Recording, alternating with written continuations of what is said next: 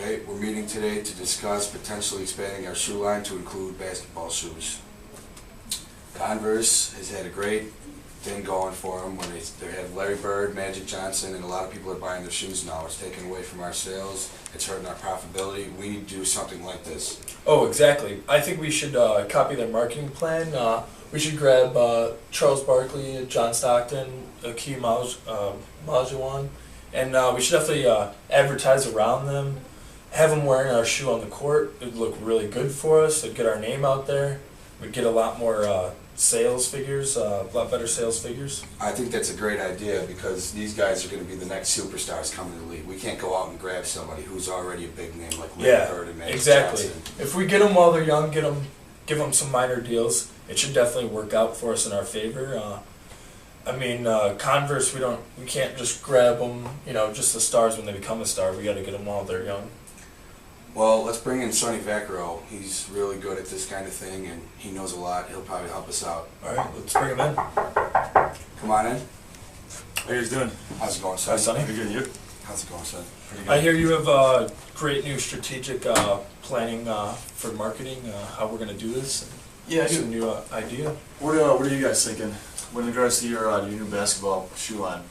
Well, we're thinking, because Converse already grabbed these big-name players, instead of going out there and grabbing the big guys, grab some of these new rookies coming in. These are our biggest potential prospects as of now. We're thinking give them all minor contracts. In that case, if one of them becomes a phenom, we'll re-sign them, and they'll be wearing our Nikes on the court. So yeah, I see where you guys are coming from, but I feel like if you give them minor contracts and if they do get big, they're gonna other companies like Converse and Adidas and Reebok are just gonna give them more money. We're gonna lose them. Have you guys heard of this new guy, Michael Jordan from North Carolina? Not much. Michael Jordan. You got three guys right here? Yeah. Number 4, Jordan. I saw this guy play. This is what we need to do. We need to get a product line specifically aimed towards one player. Think about it. In what regard? What I'm thinking is that we don't put our money into all these guys. We put all our money into just Michael Jordan. He has his own product shoe line. Think about it. People always wear like NBA players' jerseys and stuff like that. Why not have one shoe based off of one player? That's a great idea. That is a pretty good idea. But are you sure that this guy's really going to take off and become a phenom? I've seen him play, and I don't know if these other three guys, their characters, and Michael Jordan's character is spot on. He's a great athlete, and he's got a great personality. These other guys are wild cards, I feel like, and they might never represent our brand the way we want them to. We know about Barkley. He's a hothead. We don't want him, so... Yeah, if he does anything dumb off the court, it could really hurt us. So. Yeah. What I'm saying right now, Adidas and Reebok are currently bidding with Jordan. We got to get on that and offer him some money soon, because if we lose him, we're going to be losing a lot of profits and a huge market for us right now. Well, this is a big risk for us. Would you be willing to put your job on the line for this? Yes, I will be willing to put my job on the line for this, because right now Converse has signed with, I believe, Larry Bird and Magic Johnson. That's right. And they've already got their big name players. They're already established right now. We're going after the same target market, but we have to go after it with a different marketing strategy. So like I said, one player, one shoe, and we just base one product line off him. I say we do it. Let's bring him in. Let's bring him in. What should we offer him?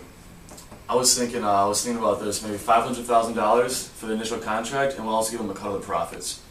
Whatever he makes off his shoe, we'll give him a cut of that. We'll figure those percentages out later. Okay. That'll definitely lock him in. He definitely won't be leaving us then. Not at all. And trust me, guys, this guy's the next hit. I can bet my job on it, and I don't know, we can come up with some good name like, I don't know, Air Jordans or something. I like that. So That's catchy. That could definitely market well. most definitely. Well, you know what? I'm going to set up a meeting with you guys next week. We'll get the 4 of us in here, get Jordan out here, and we'll see what he has to say about it. Okay. Sounds good. All right? Nice meeting you. You too. Nice speaking with you. You as well. Best Be of in luck. touch. Did you read that article about Nike signing Jordan with the new business strategy they created? I did read that article. It was very interesting to read and to learn how something that, when you look back on it now, it was very profitable, but to learn how it almost didn't happen because of the risk involved.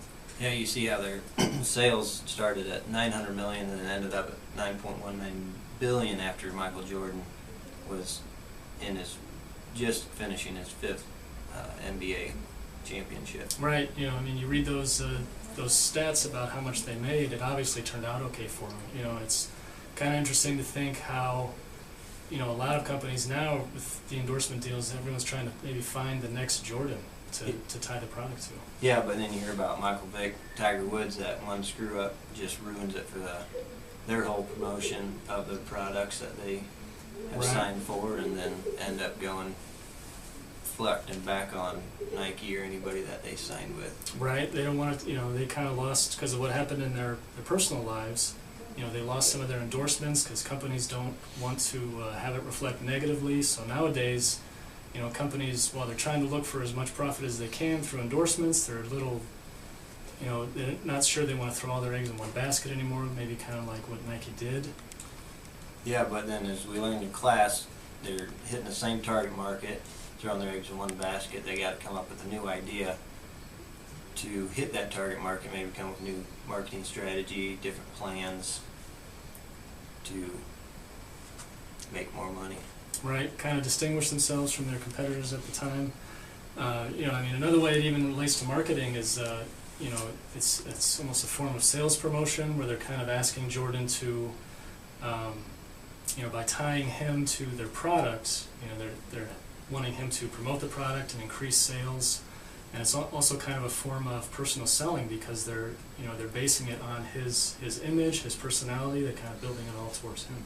Yeah, and everybody that wants to be like Jordan, all the little kids are going to want his shoes and they're going to want his jerseys, and if Nike's behind that, that just makes more money for them and reaches their market.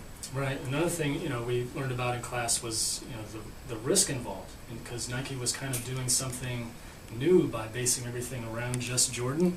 So, you know, there's such a high risk in bringing out almost a new product that it's, you know, it's interesting to read how successful it was. And how it works, because only 1% of how many ideas actually make it Right. in the world. Right.